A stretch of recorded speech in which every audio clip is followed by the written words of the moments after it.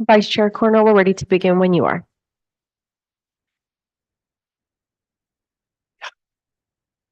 Call the meeting to order. And start with the pledge of allegiance. All right.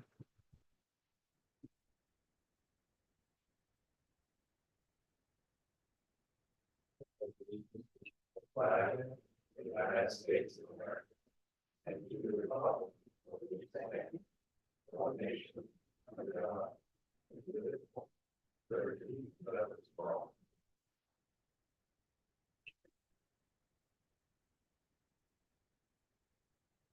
We have a roll call, please.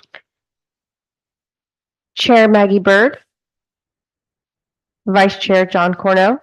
Present. Commissioner Matthew Johnston. Present.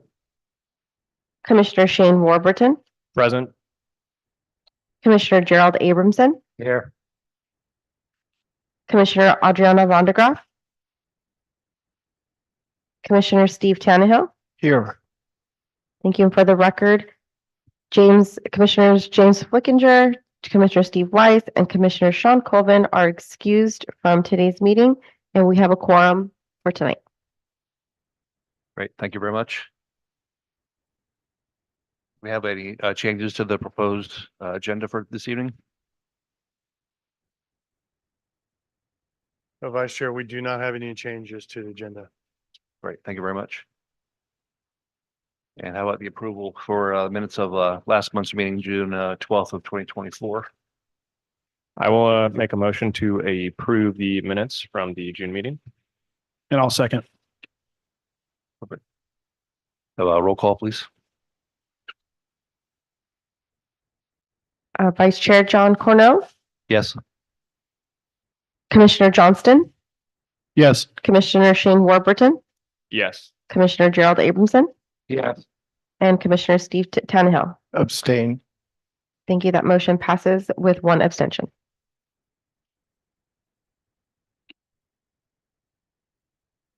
And do we have any public comment? We do not have any public comment, and I will read aloud the for the public comment. To members of the public who wish to address the commission authorities tonight with live public comments on any agenda item, please visit www.vcairports.org/meeting-calendar for participation instructions, streaming links, meeting IDs, and passcodes. For in-person public comment, please fill out a speaker card and submit it to the secretary before the end of the public comment period for items listed on the agenda. Speakers will be called to speak after the agenda item is presented. For our remote participants via Zoom or telephone, please accept the prompt to be promoted as speaker and unmute your mic when it is your turn to speak. In-person and remote participants will have 3 minutes to make their comment. And we have no public comments at this time. Okay, thank you very much. New business for tonight? Good evening. My first line of business is to receive and file a monthly staff update from Communications and Engagement Manager regarding Ventura County Airports. This is just to receive and file, no vote for this. Tonight, introduce myself. I'm Jeanette Haregi, the Communications and Engagement Manager for the Ventura County Department of Airports, also serve as Public Information Officer. Tonight, I'm pleased to present our 9th story in a series of spotlight stories focusing on the Ventura County Department of Airports. This month's story focuses on Wings Over Camarillo. The Wings Over Camarillo Air Show has drawn both local residents and out-of-town visitors to Camarillo Airport for more than a decade.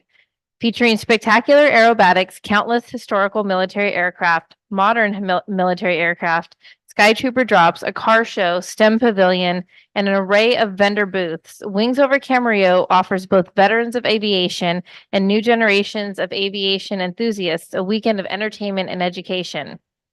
Many may not know that Wings Over Camarillo, which began in 2010, started as a fly-in event sponsored and hosted by the Experimental Aircraft Association, or EAA. From 1980 to 2008, the annual fly-in offered audiences a smaller version of what became a full-fledged air show with Wings Over Camarillo. The event was generally held on Father's Day weekend, but gloomy weather often made it difficult for the show to take flight. literally and figuratively. A group of volunteers organized a 501c3 nonprofit that was called Wings Over Camarillo Association in 2009, said Bill Thomas, one of the founding members of the Camarillo Wings Association and air boss for Wings Over Camarillo. Our primary goal is to promote aviation, honor the history, and inspire younger generations through a variety of educational opportunities. An incredibly complex undertaking, Wings Over Camarillo's success is dependent solely on the work of volunteers who are part of the Wings Over Camarillo Association or are from locally based nonprofit organizations. We work with the Commemorative Air Force Museum, EAA, Ventura County 99's Rotary Club of Camarillo, Channel Islands YMCA, Naval Sea Cadets, Ventura County Sheriff Explorers, Civil Air Patrol, and more, Thomas said, and we give back as much as we can to each of them. To date, the Camarillo Wings Association has donated more than $701,000 to locally based nonprofits, a significant feat for any group to tout. The 2024 Wings Over Camarillo, which is slated for August 17th and 18th, will offer spectators the same awe-inspiring show while adding to the more than $700,000 in donations. With multiple aerobatic performances, a mini jet show, sailplane, C-17 Globemaster, E-2 Hawkeye, and C-53 D-Day doll, Condors, Dawn Patrol, B-25, and Japanese Zero, just to name a few. Ventura County residents and guests will have the opportunity to enjoy a variety of aviation experiences, including witnessing World War II era aircraft alongside modern aircraft. The crux of Wings Over Camarillo is more than just the preservation of history, and it's more than a means of entertainment. It's a connection between the community and the ever-changing landscape of aviation. For more information, visit wingsovercamarillo.com. Thank you all. Thank you. Anybody have anything, comments about that? Yeah, I just want to comment and say that I think that what this organization does, and I've been fortunate to be able to participate, and in years past served on the board, is a great thing for the community. And I think there's a lot of effort also taken to work with the community in both the positive senses that come from the air show, and we have community members that have concerns. And I think the efforts by the whole organization really have the best interests of the community in mind. And it's a great show, and, you know, encourage people to get out there and see it. It does great things in the community. I agree. Thanks. All right. Thank you. And for the record, we have no public comments. Thank you very much. Our second item for tonight.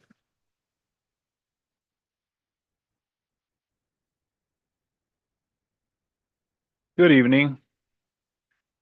This is my first presentation in front of the commission here since joining the airport team in November of last year. So I would like to give you an update to the video. Excuse me. Let me introduce myself. Casey Pullman, Deputy Director of Operations and Maintenance. But this is an update to the video surveillance and access control system upgrade at Camarillo and Oxnard airports. Here's a refresher of the project history. In 2021, the airports proceeded forward to replace the outdated surveillance and access control systems at both airports. The previous system was over 20 years old and relied on outdated technologies. Convergent Technologies was the contractor selected to install the new system in 2022.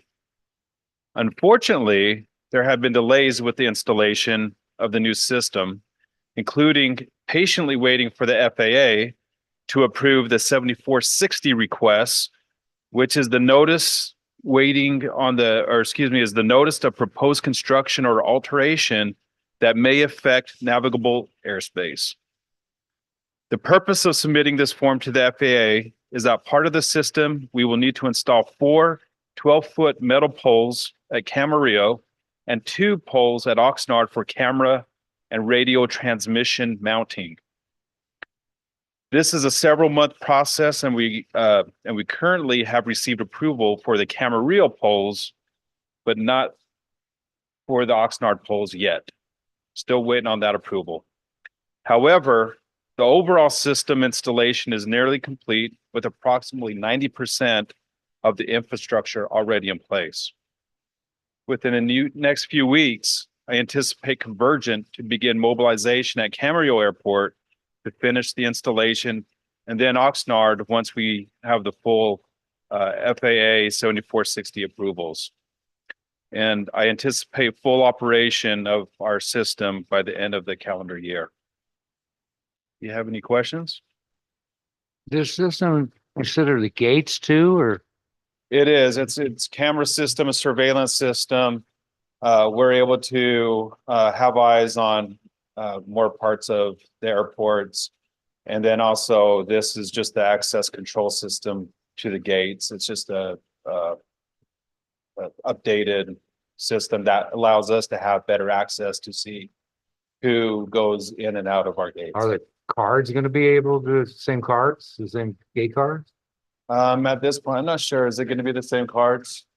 That's Same cards. Yeah. Thank you. It should be, there should be a seamless transition for the tenants of the airports.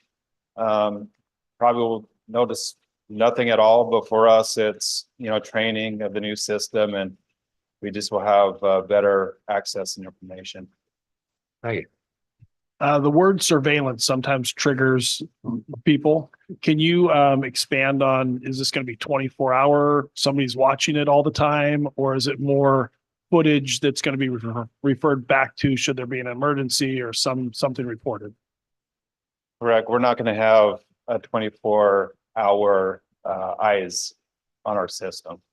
We will have the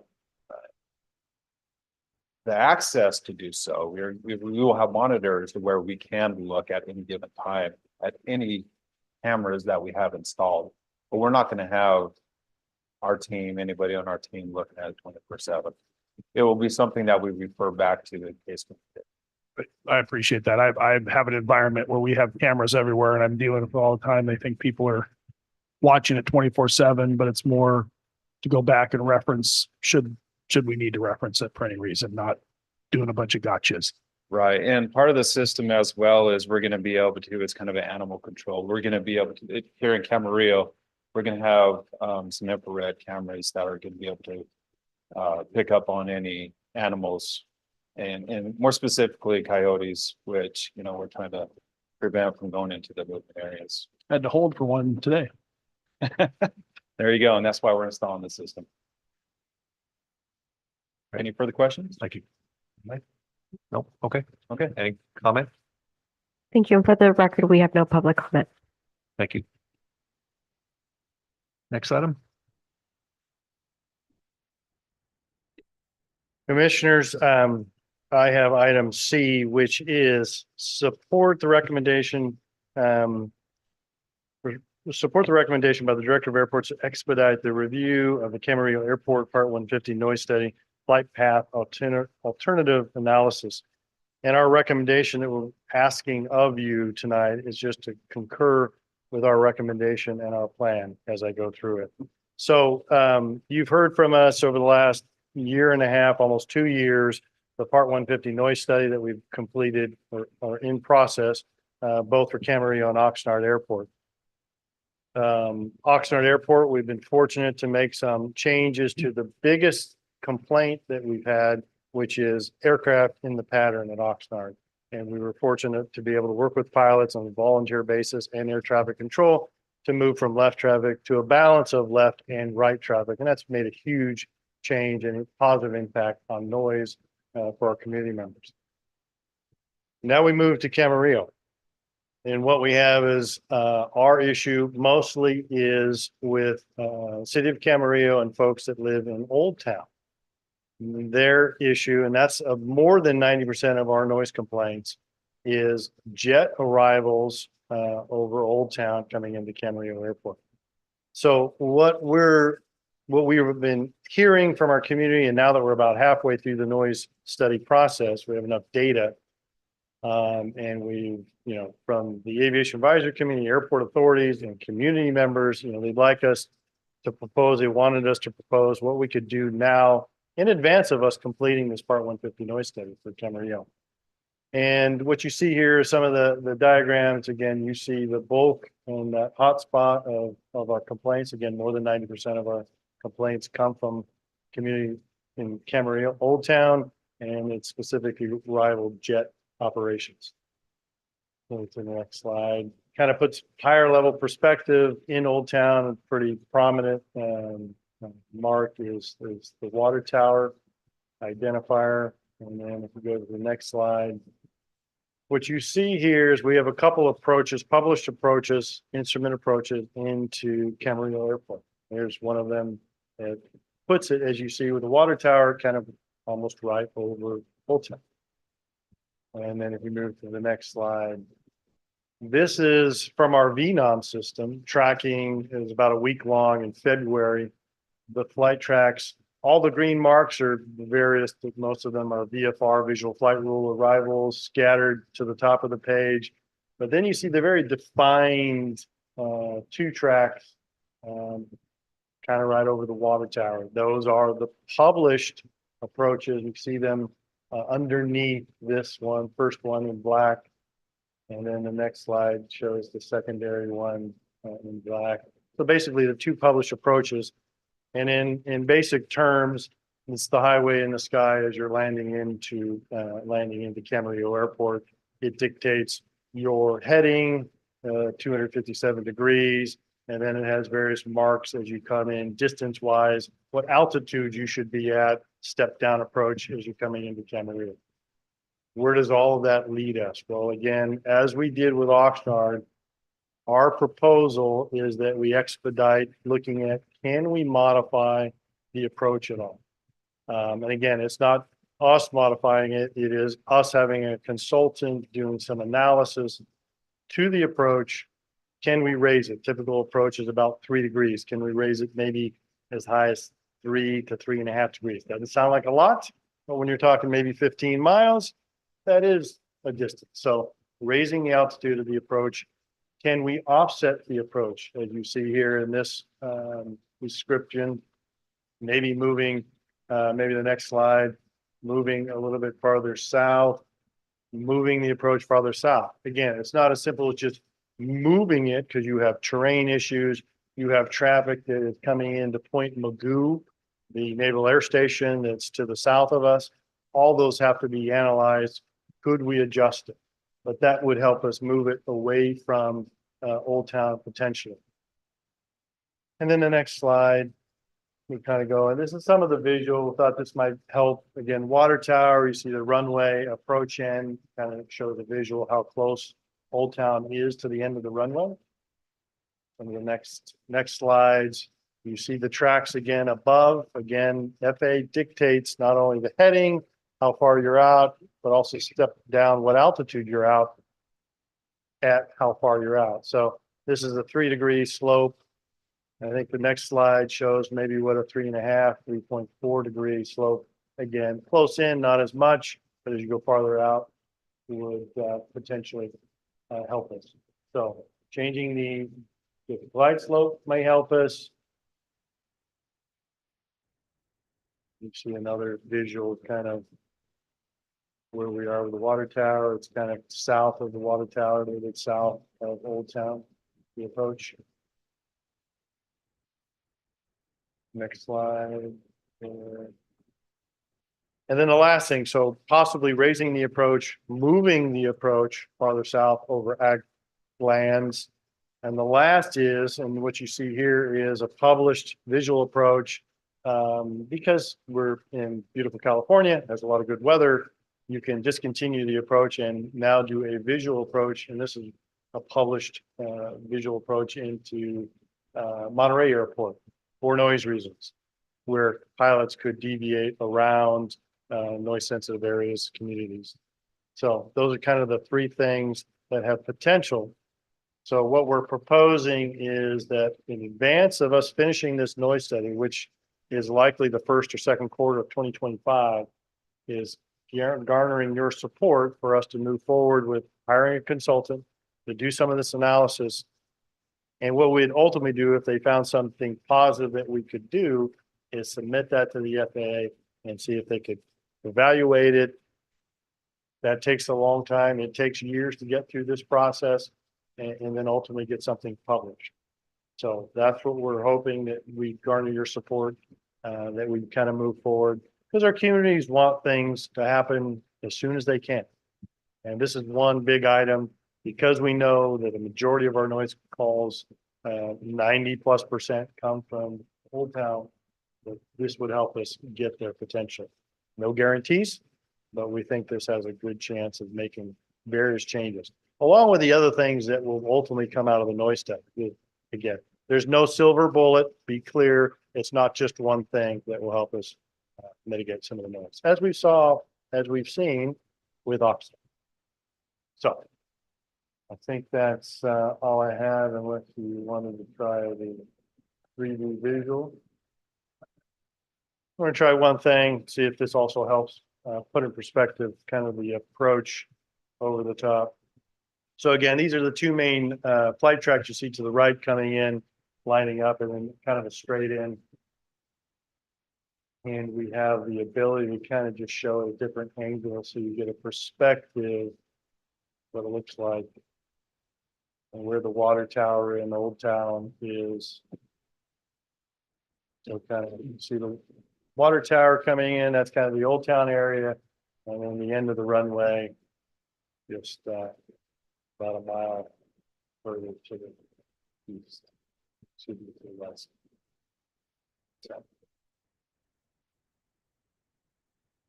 So I'm open to any questions you may have and thoughts. But that is our recommendation anyway. Yeah, I have a question about it. What statistics, if any, are available in terms of volume of jets belonging between, let's say, in 2024 versus 22 versus 22, et cetera? Are those statistics available? We've done, I don't think we have anything published, but we've done some internal analysis. And, because we heard some of those questions from our community through some of the public meetings. In the last 10 years, the average arrivals 10 years ago for jets were about 14. And to date, we're averaging about 17, 18, I think, on average, arrivals. Wait, Average arrival. So just 14 to 17, 17 to 18-ish, that number. Yeah. That's where 10 years ago where we were and where we are right now. Thank you. As long as those approaches are there, that's probably not going to change because Camarillo only has one precision approach and it comes right over the water tower. And these guys, op specs for these operators, a lot of these guys, especially in the heavy jets, they have to be on a published approach until they.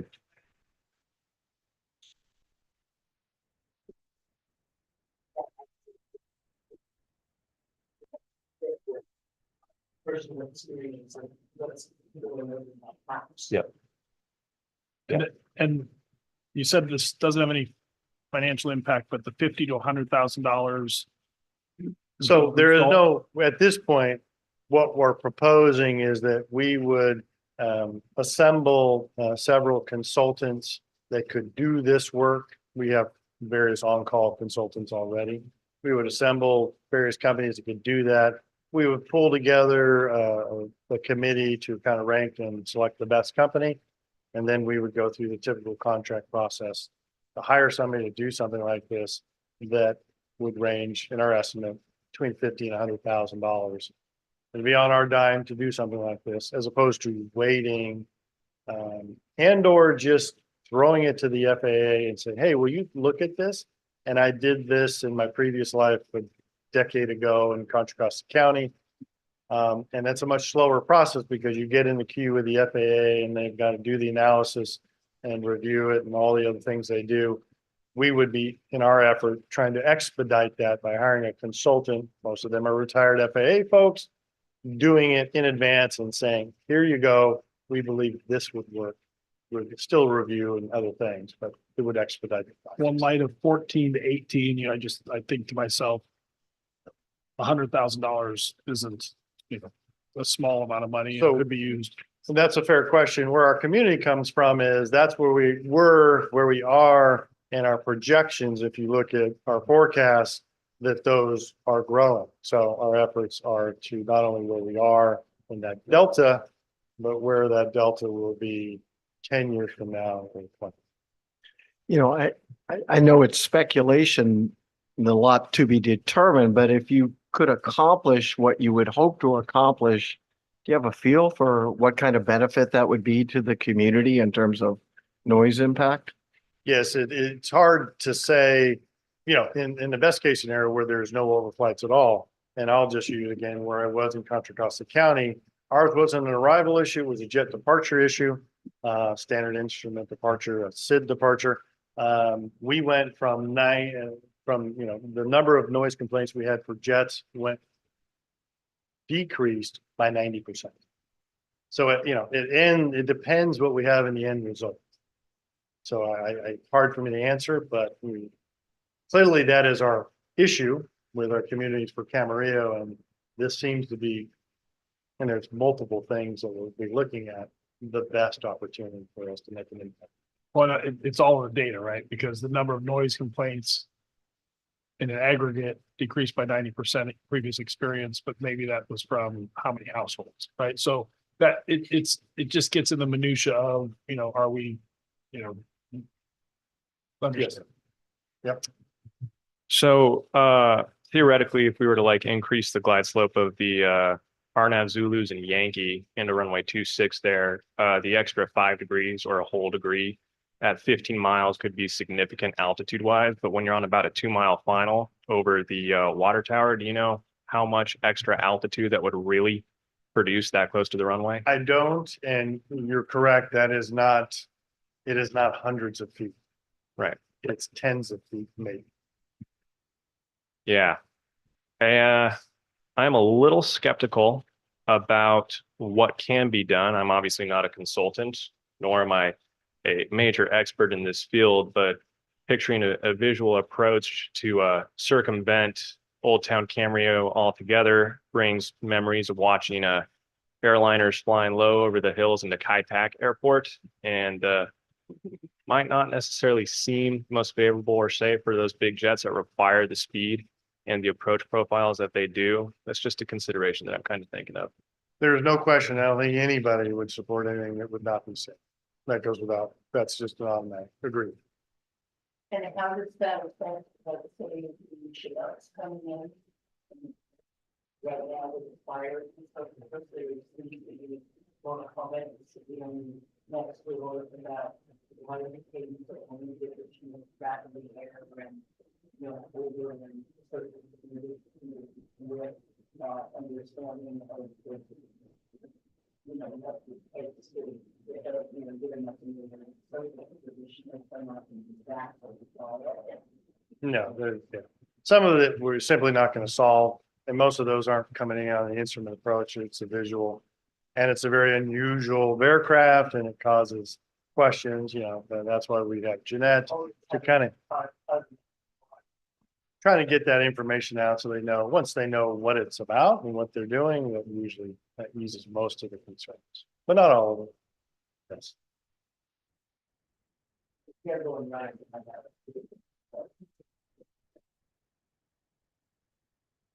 So again, our request of the commission tonight is to support our thoughts of looking at something that we think would make the most impact. I do think it's a good idea, and I would just share again with Oxnard, we went from a situation where people said you can't do anything to where it was changed, and we now have pilots thanking us for right traffic because it gives them the opportunity to train on right traffic. So it's become a win-win, and the community is much more supportive and happy. So if it's anything like that model that we have an opportunity to do this, I think it's money well spent. To that point, there is a major difference between what's going on at Oxnard with the VFR traffic flying in that pattern versus the instrument approaches that are absolutely necessary to break through the clouds that go into Camarillo. And we do have clouds in the skies over here, but company SOPs often require that those aircraft follow those approaches. There's not much room for leeway, but if the consultants can figure something out that could be approved by the FAA, then willing to hear it. All right, well, do I have a motion to support the director's recommendation? So moved. I second the motion. All right, roll call.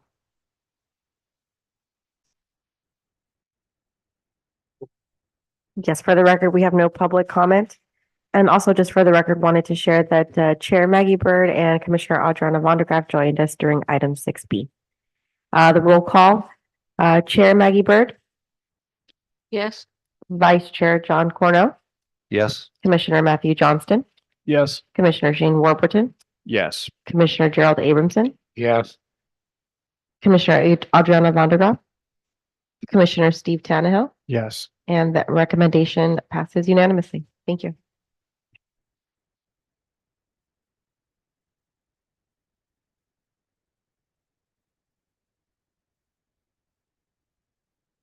Good evening, Hello. Vice Chair Cornell, Commissioners, Aaron Powers, Projects Administrator. I'm here for item 6D tonight, which is for the approval and authorization for the director or designee to sign amendment number 2 to the consulting services contract for the Camarillo Airport layout plan update with Kaufman Associates. This amendment would increase the total amount of the contract by $126,759, bringing the total contract to $812,791. This also would increase the airport cost share of the contract from approximately $333,000 to $460,000. Just to begin with, going all the way back to April of 2020, the Board of Supervisors authorized the Department of Airports to enter into a contract with Kaufman Associates for a master plan update, and that was for approximately $741,000. We've discussed this on several occasions, but it's a good reminder for folks that are listening that part of the usual components of a master plan include significant analysis of the future role of an airport. And as we started to proceed through the master plan process, the initial public meetings revealed that the community had great concern that we were even bringing or questioning the role. And the master plan process doesn't automatically mean there's going to be a change. It just asks the questions. And then, however, the concern was great, and we listened to the community. So to sort of reassure everything that our intent was not to change the role of the airport, we worked with the FAA to get approval to transition the master plan to an airport layout plan update. And this transition would not change, would not ask questions or look to change the role of the airport, but it would allow the department to meet grant obligations and accomplish essential planning ahead of projects in sort of a near-term 5 to 10-year period. So after pausing the master plan and working to transition it, the Board of Supervisors in January of 2023 approved amendment number 1, which allowed for that transition. And we decreased the cost because there were a few master plan elements that we were no longer going to need. However, as we continued through this airport layout plan process, we discovered that we needed to be, that some of the data had become stale because the FAA has, if you don't submit some of the base year data that we had been collecting when we initiated the master plan in 2020 was now too old, and we needed to redo some of the work in order to allow for things like forecasts and other elements.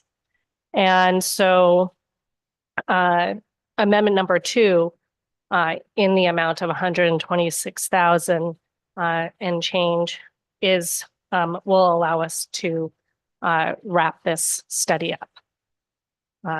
It does, as I said, it will increase the amended contract price from 686,000 to a little over 812,000. And the FA grant that we received for the airport layout plan update stays static at 352,459.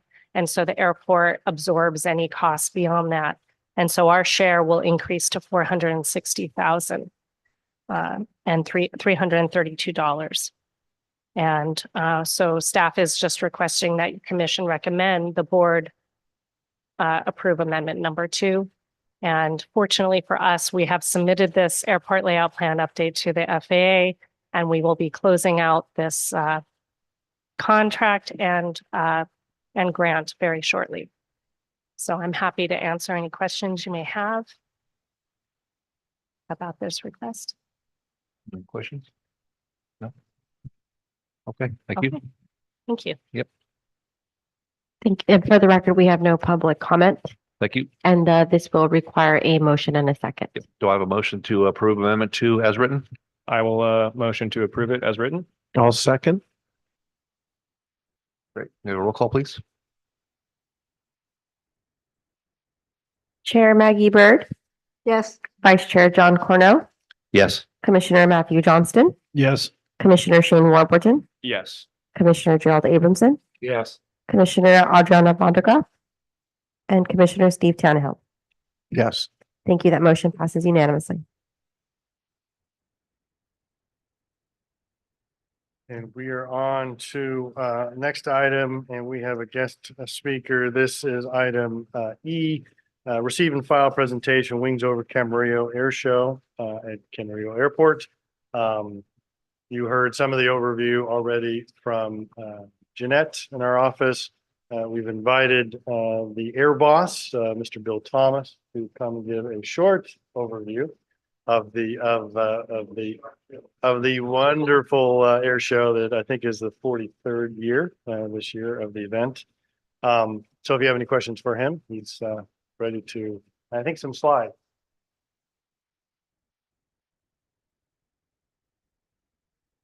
I brought with me my personal bodyguard, Chris Valenzuela, is the VP for Wings Over Camarillo or Camarillo Wings Association. And he's also one of the key volunteer and workers for the setting up of the air show. So anyway, Jeanette took, so when I walked in here tonight, he said, "You got 5 minutes." And I said, 5 minutes? Well, then I watched Jeanette and she probably covered the first 10 of what I had. So we'll see. I'm not going to guarantee anything. So the air show this year is, okay, to aim this, will this work? Is it on and off? It's on. Okay.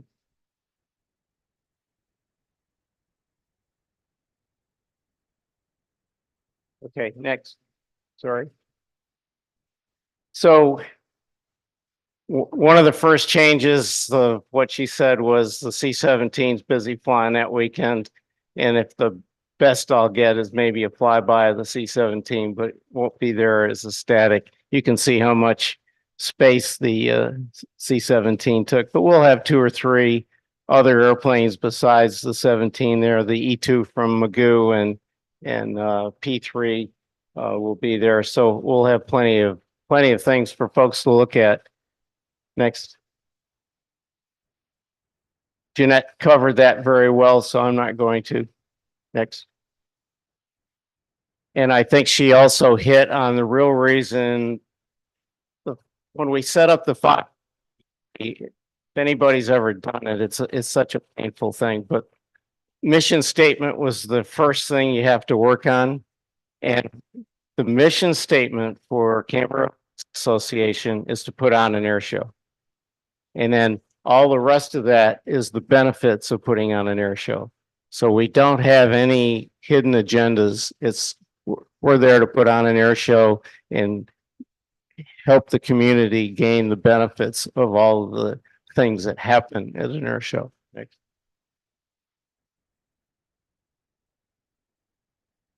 For demographics, we focus primarily on a 50-mile circle, and it's Ventura, Santa Barbara, and LA counties. And we get some real aficionados that love to come to the air show because we have some stuff that nobody else does. Next. Right now, we're looking at about 5 aerobatic performers. We have probably 30 airplanes to 40 airplanes that'll be flying, including a really nice stable of World War II airplanes, which you do not see at most other air shows. This year, in our STEM hangar, we're going to be hosting the SETP booth, and also have the 4 Grand Marshals that we have selected. Could you go back one?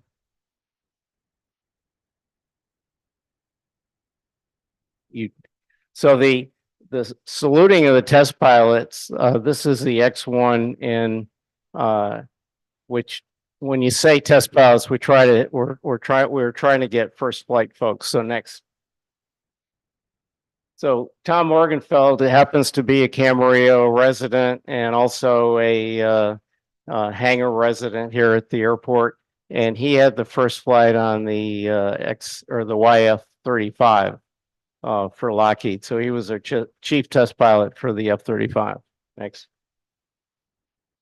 Kurt Schroeder was a Grumman test pilot, and that airplane was an X-29. It didn't work very well, but it was very unusual in as far as its dynamics. But he and I flew together with some of the stuff out at Point Mugu, A6, F-14 kind of things. Next. Roy Martin is our Northrop and our Air Force guy, and that is really an F-5 that was designed to shape the sonic boom so that you may have seen that I think Lockheed or Boeing has just won a contract to test a new airplane for sonic boom to make it so that you could fly it across the country without having noise complaints the entire way.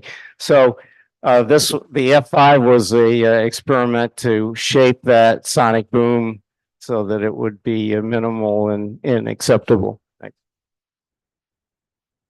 And then Kevin Gross is another local. He works out at Mugu. He's the head of the targets division, but he was the Marine Corps test pilot that got the Osprey from being grounded in 2002 back into the air in 2004. And so he'll be there talking. And we actually hope to have an Osprey here on static display from the Navy. So it should be sort of interesting. Next. Our headliners, besides, Vicky Benzing with the Stearman, John Culver and AT6. Next. Aaron Fitzgerald with Red Bull, and he's one of maybe 2 or 3 fully aerobatic FAA certified helicopter pilots. And the only reason you can do that is that helicopter doesn't have an articulating rotor. Otherwise, it would collapse on itself. So it's a specialized helicopter that allows it to do upside down flying. Torrey Ward with Microjet. Next. Our pyrotechnics, and we'll talk about that in a little bit. Jason is a local with the MiG-17. That was a Red Bull MiG-17. Next. Judy Phelps, instructor of the year from Santa Paula with her pits. She's promised me she might have smoke this year. Sammy Mason, also from Santa Paula, one of the young bulls of the air show business. His parents and grandparents were all Santa Paula airport or more than just they sort of half own the airport. Next. We've got a RV formation team, and then new this year we're going to do a sailplane act from Warner Springs. Next. And then we'll have the T-34s and the Warbirds and a lot of EA airplanes next. like all air shows, you never know which airplanes are gonna make it until you see them that weekend. But the Corsair, which is my favorite, I flew the Corsair 2, that's the Corsair 1. It's getting an engine change at Chino, and so it'll probably be the Dauntless Dive Bomber instead of the Corsair coming next. P-38, which is always a crowd favorite, is gonna be here next. And D-Day Doll was one of the birds that actually dropped. It's a modified C-47 designed to drop paratroopers, and it was involved in D-Day in dropping paratroopers on the beach in Normandy or behind the beach. And then that's okay. One of the draws that I get for the Wings of Blue is the Air Force parachute team. And the reason that they come in probably 5 years, maybe 6 years in a row now, is they love to jump out of D-Day Doll. And so one of the draws that I have for them to come is so they can jump out of the doll next. Hopefully, I'm guessing the 30s that are for the water because of all fires going on. They are going to bring one of their birds that hopefully is maybe one of the medevac ones and set up with a medical team. And the E2 guys are coming back this year. The squadron that's going to be here are still deployed on the USS Washington. So keep your fingers crossed. Next. Car show is has become bigger and bigger. We sort of have to limit it to 200 cars a day and each one of the days because the car show folks like it so well that they would overrun and kick the airplanes out. Next. Yeah. The STEM is really going to be one of our key areas this year. We've got 2 or 3 exhibits in there that look like they're going to be pretty spectacular. And plus the test pilots will be there signing posters and I've got a deal with the local test pilots in the area that I'll give them a free ticket if they'll spend a couple hours in the STEM pavilion signing autographs. So I expect to see quite a few. We'll have the mini jet will be stationed there. We'll pull that out. We also will have robotics teams that are Ventura County that have won several of the major events. Robotics next.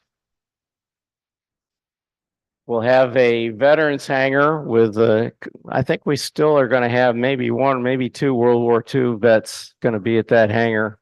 They're getting all pushing 100, if not over. Next.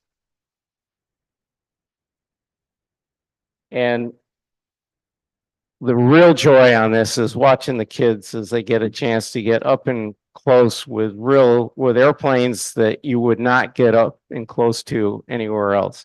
That's one of the things that makes the Camarillo Air Show different than the Point Mugu Air Show, that you actually allow people to get close to the airplane flying, and that just doesn't happen in most air shows. All of our tickets are going to be online. Here's the Condors getting ready to do a missing man. They'll finish off the show.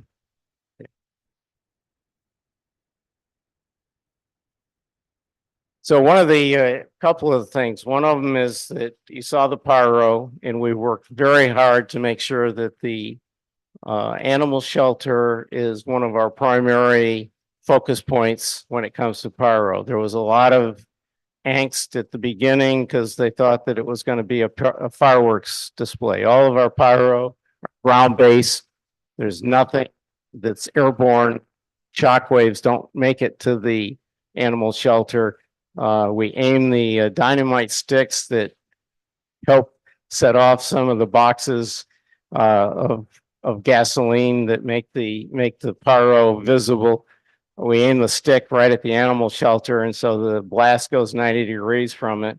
And talking with them, they said, well, it sounds like a door slamming. So we have not with the animal shelter and pyro, much more problem with the F-18s last year.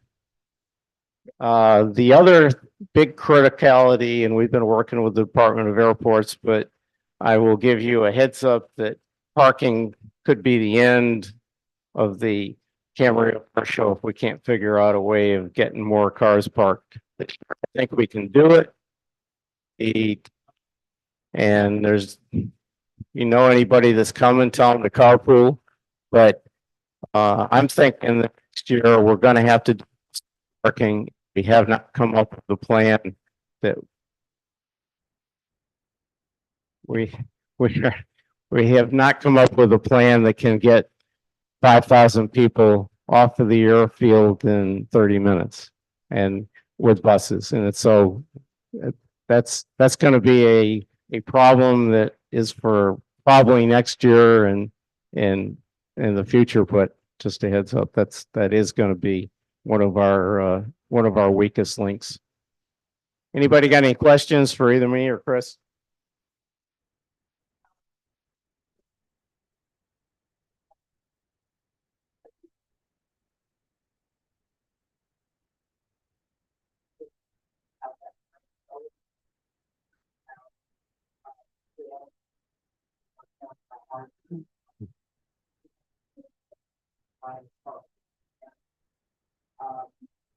And getting the work for it to go to, very.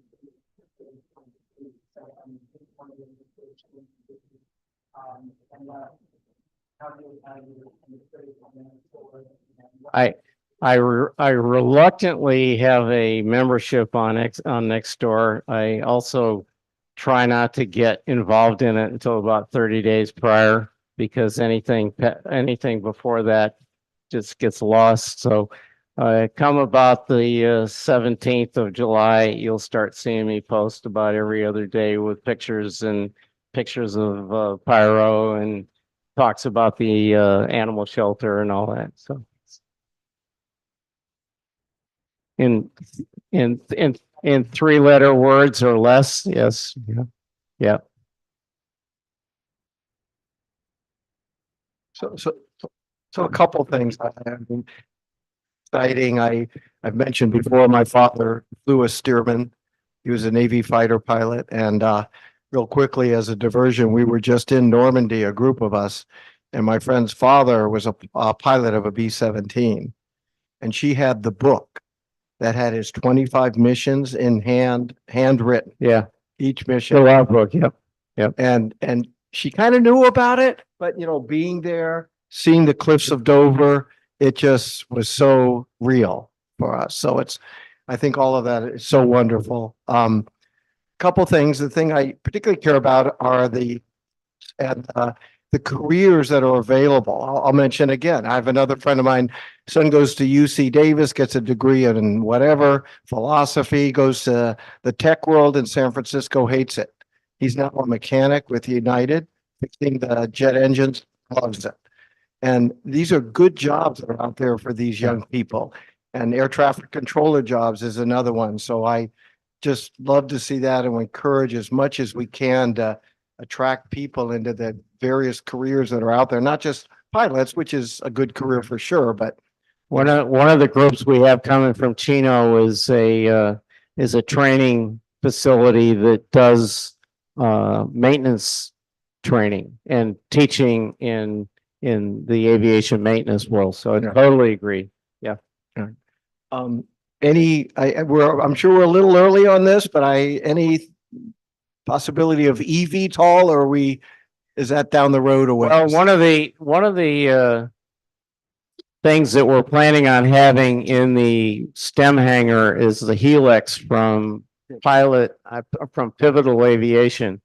And it looks like a cockpit with 4 electric engines on the front and 4 on the back, and it's designed to do vertical departure and then transition like an Osprey to forward flight.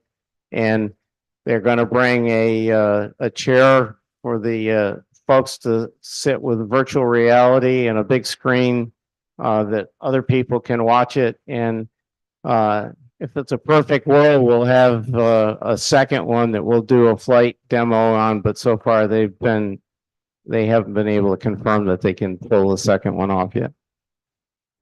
Thank you so much. And then I appreciate, and then I'll shut up. I appreciate your comments on the pyro, because that is the one Yeah. thing that, There will be another static display in the main static area called from Ampere. And they've got a Cessna 337 with a regular reciprocating engine in the front and electric engine in the back that they're going to have on static to show people. In that same vein that you mentioned, eVTOL, I know there's a lot of efforts in Ventura County to attract and, funding and different things. It'd be great to see some of those companies that are trying to be attracted to here or, be Hey, present. we have plenty of room on the ramp to put statics. I depend on my people like you to find these people that want to come and do static displays. We'll take care of them, but we don't have individual contacts with everybody. So anybody that has something, send me their name. I don't mind calling. I'm getting ahead of my skis here, but my sense is, because I subscribe to some of those newsletters, they're very anxious to get their product out there, get people to see their product. And my guess would be if we could find the right person, they and tell them you got, 30, however many thousand, tens of thousands. Yeah, we expect to have our max is about 10,000 a day. And to be honest with you, at 10,000 a day, that took every ounce of parking that we had before the electric cars decided to use them. Well, I just want to say I appreciate all the coordination and consideration on parking. At the most recent Point Mugu air show, I was stuck trying to leave it for about an hour and a half without moving at all. And that was excruciating. So anywhere going towards that is much appreciated. On top of that, talking about static displays, I know we talked recently in a commission meeting about the F-18 and the noise concerns there.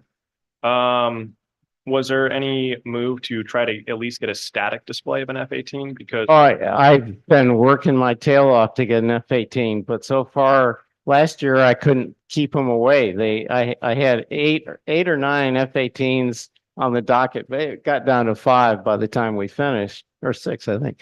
But I think that Lemoore is behind in their training, so the squadron that always provided a couple are working on the 17th and don't have any extra jets to send. I did ask them if they would consider coming and doing a flyby if they're out flying anyway.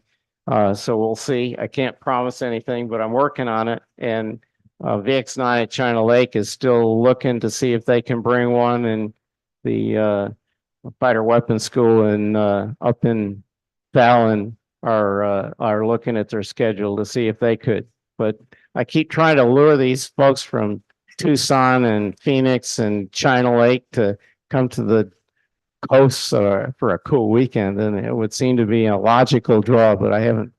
This year it's been really tough for some reason. well, that makes sense. Yeah, it would be cool to get something from VX9. They've got that shiny black F-18. Well, that's the one they wanted to bring, and they may still bring it. It's still, he's working on it.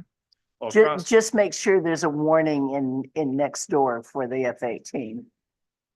Believe me. Hey, Sorry. so the other part that you need to know is my deal with the airport and with the city is they give my name out for noise complaints. So I get the phone calls, not somebody else. So just so you know, that is a brave sacrifice. Thank you. it is a sacrifice, but it just worked better than trying to do a third party discussion on it. Yeah, but it's so much fun.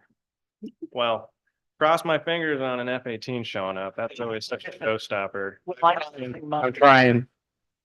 I just wanted to make one final comment and give recognition. I know, Bill, we've spent a lot of time on the air show stuff in the past, but there is a tremendous amount of work that stands behind the board and the volunteers. And I know it was mentioned, some of the organizations, but there's literally hundreds of volunteers that give their time to put this on and set up and tear down and trash and all the different things that it takes to run the air show. So I just want to say thanks to the leadership and all the volunteers that goes into making this work. And on that note, there's about 40 of us that are part of a year work on it. Some of us work on it more than others, but it takes about 400 volunteers to put together a weekend air show. So you think about how many folks that is, and where do we park the 400? See, that's the other part. So I'm working. Where there's a will, there's a way. It'll be figured out. You know, if the clicker worked, all that's gonna make fun. 17 on it.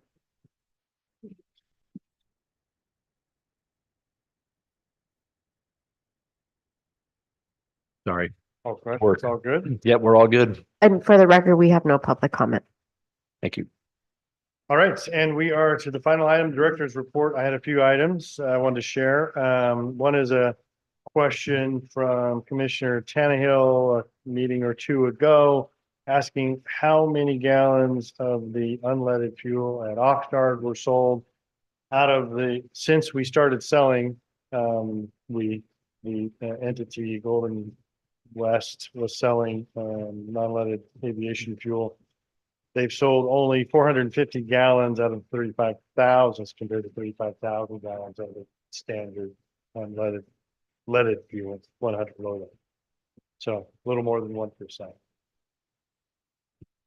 So I'm sorry, sold 450 gallons of unleaded and how much of As the leaded? compared to 35,000 gallons of the 100 low standard. So a lot of work to be had, and as we know, progression. Thank you for following up. Yes. The other, I want to recognize, this is budget season. You heard in the last couple of meetings, budget. I want to recognize the budget team, Jamal, Corey, starting from the right to left, Jamal, Corey, Tara, Jeanette, and Shannon. We're able to pull together our very complex budget, got that process through on time, and made it through the Monmouth County process. Next item, as kind of heard discussion, we have an additional helicopter with a Helimax CH-47 Chinooks on site as the increased weather, fire weather is hitting us. We have the two Firehawks that Ventura County has, which are 1,000-gallon. They call them Firehawks. They're basically redesigned ex-military aircraft that are doing those 1,000 gallons, and then the CH-47 was a 3,000 gallon. So you'll see that on site here at Camarillo Airport, doing their protection of Ventura County. Next item, just want to update Oxnard Airport Taxiway Alpha. We are just wrapping up phase 2 yesterday. Our team, Aaron and Sujin, did the walk. I guess it was yesterday. Second phase is done.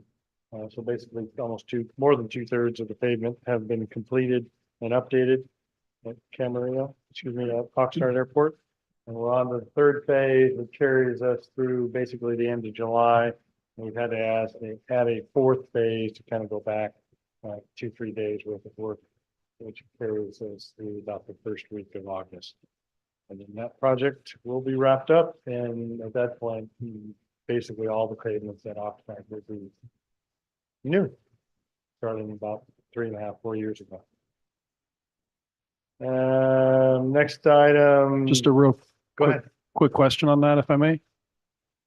It's just been brought to my attention that, maybe you could follow up on it with the association, that there's just a lot of the movement that's happening down there. Starting to get feedback that it's deteriorating or having impacts on the pavement that's not. We've noticed some of that, and we'll be working on rectifying it. Yes. Thank you. Next item is a strategic plan. You've heard us talk about strategic plan. You don't have to try to hurt your eyes trying to look at that, but that's the work airport department did, complete staff, in setting our mission, our vision, and our goals for the next 5-10 years.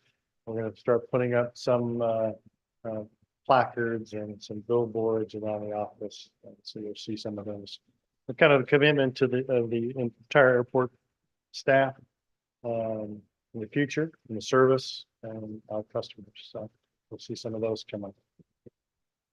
And the last item, sorry to report, Aaron has reported a few times, we've got a temporary fix. We call it temporary fix. It's about a $3 million project you've heard me talk about, which we just wanted to hold off until after the air show. It's taxiway Alpha here at Camarillo, and then a keel section, so about a 8 to 14 foot wide section down the middle of the runway. I'm sorry to report that we had to shut down just yesterday, portion of taxiway Alpha, because some of the heavy aircraft and the heat in the pavement kind of tore up some of the pavement. So those that use our airport will see some unusual traffic, at least ground traffic movements for that reason. We're working to try to stripe around that. Again, the project to fix it permanently is about 6 weeks out. So that's about the time. But just want to share that with you. See some of that, we did our best to kind of save some of that. If we can do a temporary fix, we'll do that. Again, we're talking 6 weeks until we actually start the reconstruction. So that's all I have, unless there's any additional questions. Thank you very much. Yep. Anybody else have any other comments for this evening? Yes, I'd like to say, as the board goes dark in August, this is likely going to be my last commission meeting because I was recently accepted into the Navy's flight program. And I will be leaving probably in September, though that is not guaranteed yet. So I know my time. Really, not with you all. And that's for all that you do. Congratulations. It's awesome. Yep. Well, with that, I make a motion to adjourn the meeting. I'll second that motion. All right, very good. Thank you. We are adjourned at 7:40.